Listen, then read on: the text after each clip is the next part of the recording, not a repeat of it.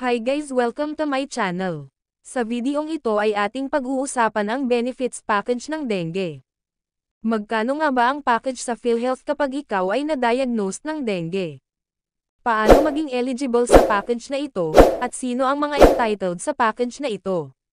Yan ang ating aalamin kaya tapusin mo ang videong ito hanggang dulo.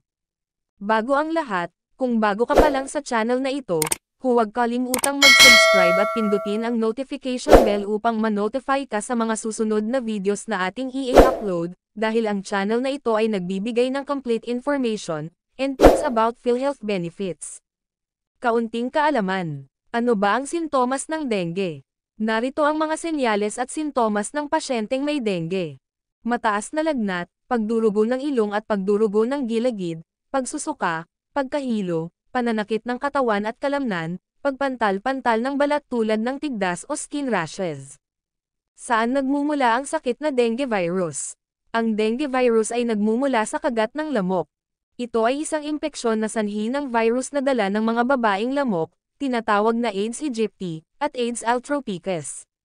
Karaniwan ang sakit na ito sa mga tropical na rehiyon tulad sa ating bansa, lalo na sa tag-ulan. Pupunta naman tayo kung magkano ang maaring ma-avail sa package na ito. Narito po ang talaan ng PhilHealth coverage for dengue cases. Ito ay nagkakahalaga ng 7,000 pesos sa mga primary care facilities, at 10,000 pesos sa mga level 1, level 2, and level 3 na hospital. For severe dengue cases ito ay nagkakahalaga naman ng 16,000 pesos sa mga level 1, level 2, and level 3 na hospital. Take note, kung magkano lamang ang package rate ng PhilHealth yun lamang ang ibabawas sa inyong bills sa hospital, at ang natirang excess ay inyong babayaran sa hospital. Number 1 Explanation and Example. Halimbawa lamang po kung ang inyong pasyente ay na-diagnose ng severe dengue case, at kung ang inyong bill sa hospital ay umaabot ng 18,000 pesos. Ang sasagutin lamang ni PhilHealth ay 16,000 pesos lamang po. At ang natitirang excess ay inyong babayaran sa hospital.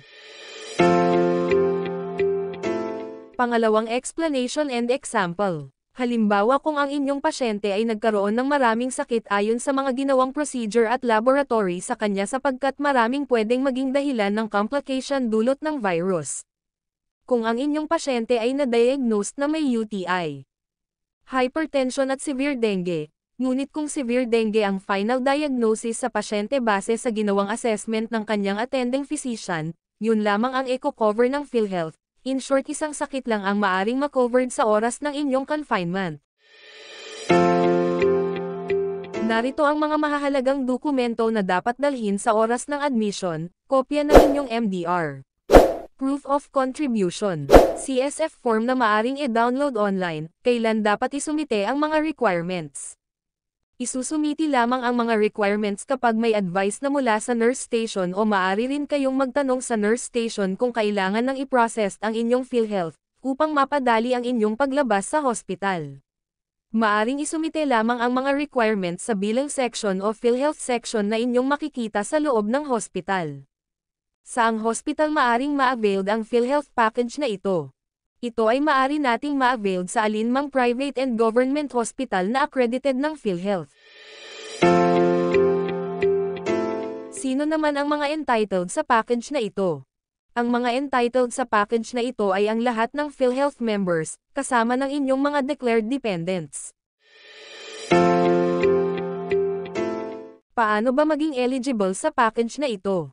Siguraduhin may updated contribution kung ikaw ay direct contributors tulad po ng private and government employed kasama po ang self-employed.